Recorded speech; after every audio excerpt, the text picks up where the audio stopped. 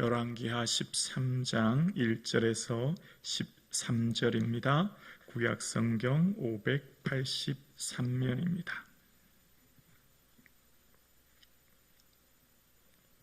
살아계신 하나님의 말씀입니다. 함께 고백드리겠습니다.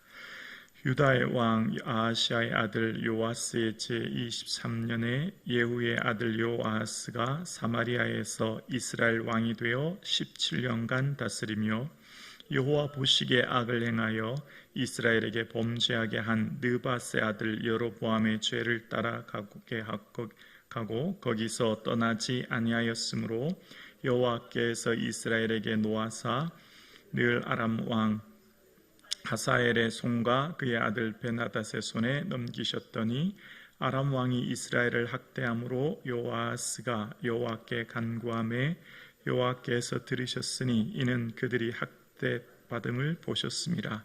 여호와께서 이에 구원자를 이스라엘에게 주심에 이스라엘 자손이 아람 사람의 손에서 벗어나 전과 같이 자기 장막에 거하였으나 그들이 이스라엘에게 범죄하게 한 여로보암의 집의 죄에서 떠나지 아니하고 그 안에서 따라 행하며 또 사마리아의 아세라 목상을 그냥 두었더라.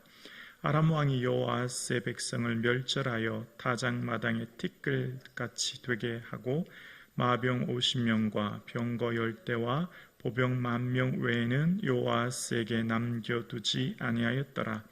요아스의 남은 사적과 행한 모든 일과 그의 업적은 이스라엘 왕 역대 지략에 기록되지 아니하였느냐. 요아스가 그의 조상들과 함께 잠에 사마리아에 장사되고 그의 아들 요아스가 대신하여 왕이 되니라. 유다의 왕 요아스 제37년에 요아스의 아들 요아스가 사마리아에서 이스라엘 왕이 되어 16년간 다스리며 여호와께서 보시기에 악을 행하여 이스라엘에게 범죄한 느밧의 아들 여로보암의 모든 죄에서 떠나지 아니하고 그 가운데 행하였더라. 요아스의 남은 사적과 행한 모든 일과 유다 왕 아마샤와 싸운 그의 업적은 이스라엘 왕 역대지록에 기록되지 아니하였느냐. 요아스가 그의 조상들과 함께 잠에 이스라엘 왕들과 함께 사마리아에 장사되고 여로보암이 그 자리에 앉으니라. 아멘. 예수님의 기쁨과 자랑이 되는 저와 여러분 되기를 주님의 이름으로 축복합니다. 아멘. 이스라엘의 11번째 왕 요아스에 대한 이야기입니다. 오늘 본문을 묵상하면 참 할 말이 별로 없습니다. 너무 답답하고 어떻게 설교를 해야 될지 모르는 참 처참한 상황입니다. 왜냐하면 오늘 본문 이 요아스에 대한 이야기를 13장 2절에 보면 이렇게 얘기합니다. 여호와 보시기에 악을 행하여 이스라엘에게 범죄하게 한 느밧의 아들 여로보암의 죄를 따라가고 거기서 떠나지 아니하였으며 여로보암의 죄를 따라 그대로 살았고 떠나지 않았다. 자, 이 이야기를 아버지 예후에게도 했고 또 요아스의 아들 12번째 12대 왕이죠. 요아스에게도 똑같이 이런 내용이 나오고 그 손자 여로보암 2세에게도 똑같이 이 말이 나와요. 여러분, 세상적으로 볼 때는 왕입니다. 아버지, 자신, 아들, 손자까지 왕족으로 삽니다. 얼마나 사람들의 부러움을 한 몸에 사고 살겠습니까? 부요, 권력, 명예, 모든 걸 다 가진 왕족, 특히 아버지, 본인, 아들, 손자까지, 4대까지 왕으로서 살아가는 요아스.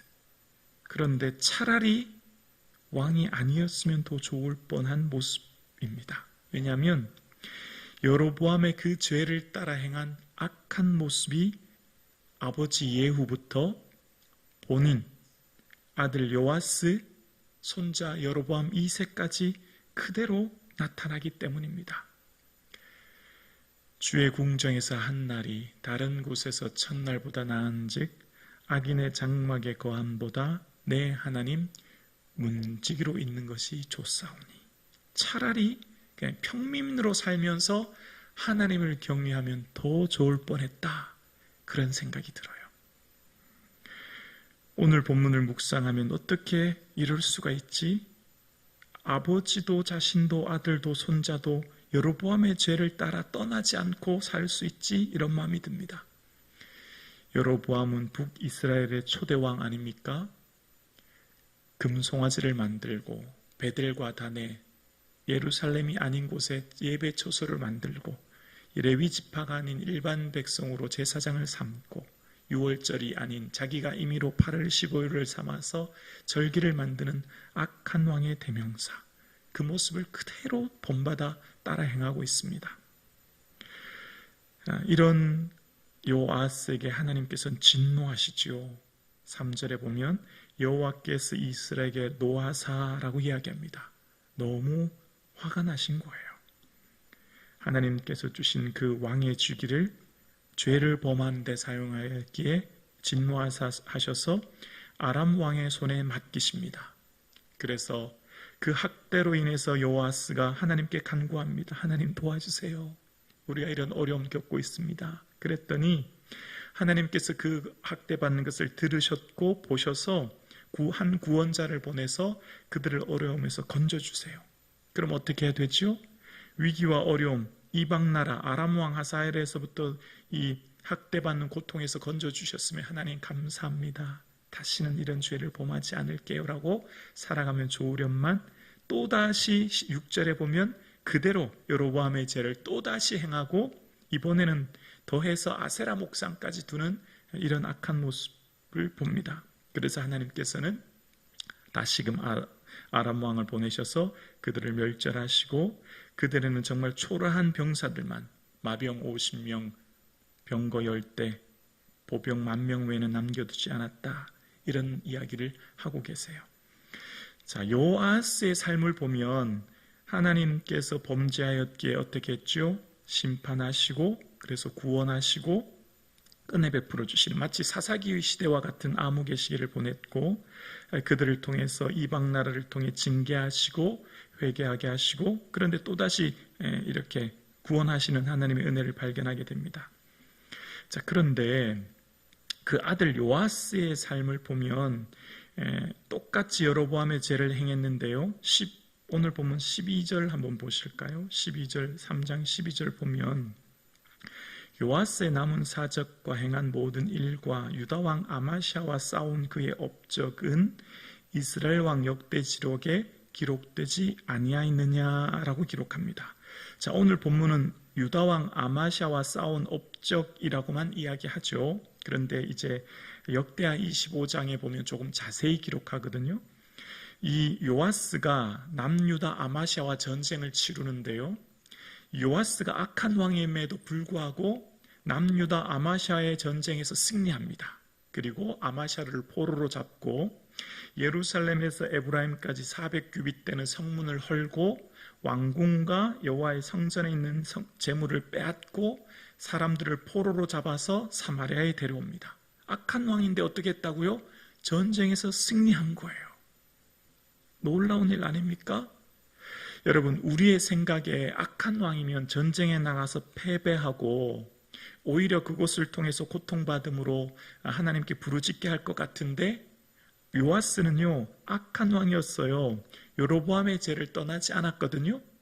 그런데 전쟁에서 이기게 하시는 거예요. 여러분, 하나님께서 하시는 징계 한 가지가 있는데요. 그것은 내버려 두시는 거예요. 오히려 형통이 그들에게 화가 되게 하는 거예요. 로마서에 보면 하나님께서 그들을 부끄러움의 욕심에 내버려 두사라는 표현이 나와요. 그냥 그들의 부끄러운 욕심, 그들의 원하는 것, 소원대로 이루도록 가만 내버려 두는 거예요. 범죄하게 살아가는데 가만 내버려 두는 거예요. 그게 오히려 그들에게는 무서운 징계입니다. 근데 사람의 입장에서는 어떻죠? 내 생각대로 내 뜻대로 잘 되니까 하나님 날 사랑하시는구나. 일이 잘 풀리고 잘 되니까 나 잘 살아가고 있구나. 아무 문제 없구나. 오판하게 됩니다. 그것이 사망의 길인 것을 모르고 말입니다. 우리 몸에 보면 조용한 침묵의 장기라고 있다고 하지 않습니까? 무슨 간, 췌장, 대장, 직장 같은 거는 통증을 못 느낀다고 하지 않습니까? 말기에 대해서야 비로소 통증을 느끼고 그때는 이미 늦는다고 하죠. 마치 악인들의 삶, 악인들을 하나님께서 내버려 두시면 그들은 마치 잘 살고 있고 아무 문제 없는 것 같고 자신의 삶을 형통하니 자신의 삶은 아주 평화롭게 살아가니 아무 문제 없다고 생각하지만 오판이에요. 그렇지 않아요. 그것이 하나님의 무서운 징계임을 오늘 본문이 이야기합니다. 여러분, 우리의 삶 가운데 범죄하였을 때 하나님의 심판을 받고 오히려 돌이키게 하는 것이 은혜고요. 그런데 범죄하였음에도 불구하고 하나님 내버려 두시는 것이 얼마나 무서운 징계라는 것을 우리는 본문을 통해 깨닫게 됩니다. 그러니까 이런 거죠. 악인들은 형통해요. 악인들은 예수님을 믿지 않고 신앙생활 하지 않는 사람들은요, 자식도 잘 되고 사업도 잘 되고 삶에 아무 문제 없어요. 그러니 그들의 삶에 더 이상 자신들이 잘 살고 있다고 생각하지만 그렇지 않은 거죠. 오늘 함께 예배드리시는 사랑하는 성도님, 우리의 삶의 진정한 복이 무엇일까요? 진정한 은혜가 무엇일까요? 하나님의 은혜를 깨닫는 것이고요. 혹 우리가 범죄하여 잘못했을 때는 하나님의 책망을 받는 것이 오히려 큰 은혜예요. 우리가 범죄했음에도 불구하고 그냥 내버려 두시는 것이 얼마나 큰 화인가를 우리는 본문을 통해 깨닫습니다. 오늘 본문 요아스에 대한 이야기를 본문을 통해 우리에게 하고 있습니다. 세상적으로 볼 때 왕은 얼마나 멋지고 남부러울 것 없는 위치에 올라서 살아갑니다.